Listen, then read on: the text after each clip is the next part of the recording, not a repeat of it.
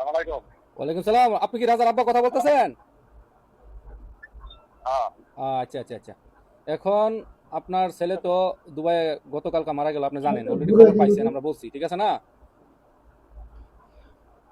এখন কথা হইছে আপনাকে দুইটা কথা জিজ্ঞাসা করার। আপনার ছেলে যদি চান, তার মানে আপনার ছেলের যদি দেহ চান, তাহলে টাকা পাইবেন না।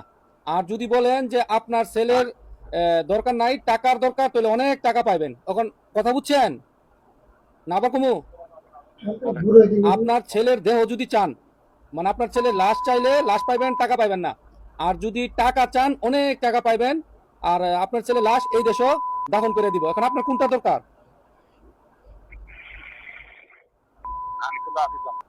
আচ্ছা, তো তাহলে আপনার লাশ দরকার, টাকা দরকার নাই নাকি?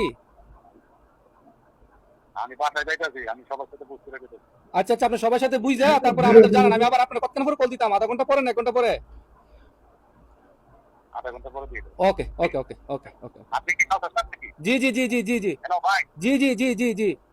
আচ্ছা ওকে ওকে ওকে। আচ্ছা আচ্ছা। তার আব্বারে ফোন দেওয়া হয়েছে, তো এখন তার আব্বা বাড়িতে পরামর্শ করে বলবো টাকা লাগবো নাকি লাশ লাগবো। তো আমরা এখানে অনেকেই খারাপ লাগতেছে। বাড়ি কার কাছে পরামর্শ করবে? যাই হোক, তার তো কোয়া উচিত যে আমি টাকা পয়সা চাই না, আমার সন্তান চাই, আমার ছেলের দরকার আমার। এটা কেমন যাই হোক, ভাব? দেখ দেখি কি বলে দিই না। না, কি এটা বলে বলার দিই? কি আছে জায়গা?